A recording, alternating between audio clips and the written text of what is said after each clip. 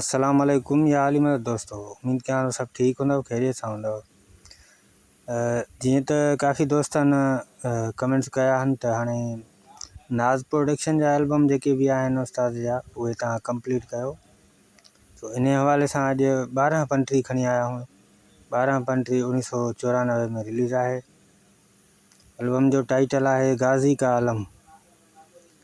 हिन में सराइकी ऐं कुछ उर्दू में मिक्स आहिनि हुआ तमामु बहितरीनु आहिनि ऐं शायदि ही तव्हां एल्बम न बि ॿुधो हुजे, चंद थी सघे चंद माण्हू ॿुधो बि हुजे, छो जो इहे यूट्यूब ते अचनि ई कोन था।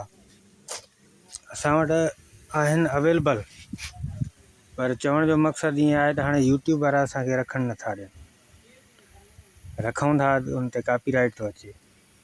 सो इन करे आउं तव्हांखे इहे वॉइस ओवर पंहिंजी ते ॿुधाईंदुसि। सो हाणे पहिरियों हिन जो नुंहुं जेको आहे तमामु बहितरीनु आहे, ग़मगीन आहे। बाज़ार नहीं ए मक़तल है ज़रा रोक सजाद मुहारा, आखिर मैं पर्देदारा, ए पत्थर समझ फातेह फानी में झलण धिकाण तयारा, आखिर मैं पर्देदारा। हाणे हिन नोए में तमामु ख़ूबसूरत अंदाज़ में माना उस्ताद चयो आहे। हिन नोए में उस्ताद शमन अली पंहिंजो नालो बि खयो आहे, गुहर गदाई जो बि नालो खयो आहे लास्ट में।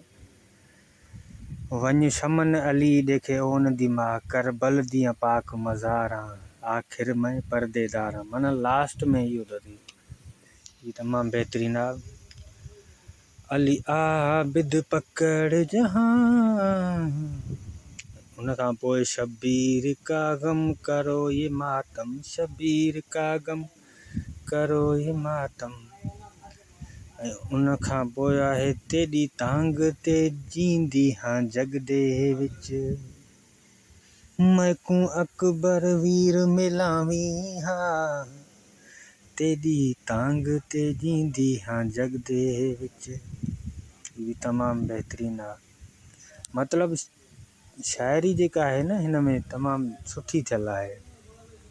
शाइर तव्हांखे ख़बर ई आहे त गुहर गदाई आहे। हिन पासे ॾांहुं जेको आहे रो रो आखे ओन दिमा, रो रो आखे ओन दिमा, उन खां पोइ आहे गाज़ी का अलम देख कर ज़ैनब दुआ करे, गाज़ी का अलम देख कर ज़ैनब दुआ करे, उन खां पोइ आहे रतना रो मेरा बछड़ा, उन खां पोइ लास्ट में आहे रो रो रो आखे ज़हरा दी।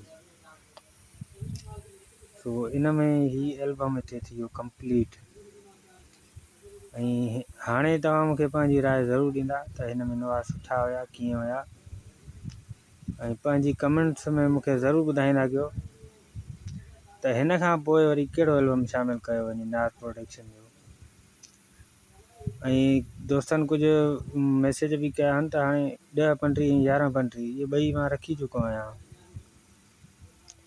ऐं ही उर्दू सराइकी नुआ शमन अली, शाइर गुहर गदाई अथई।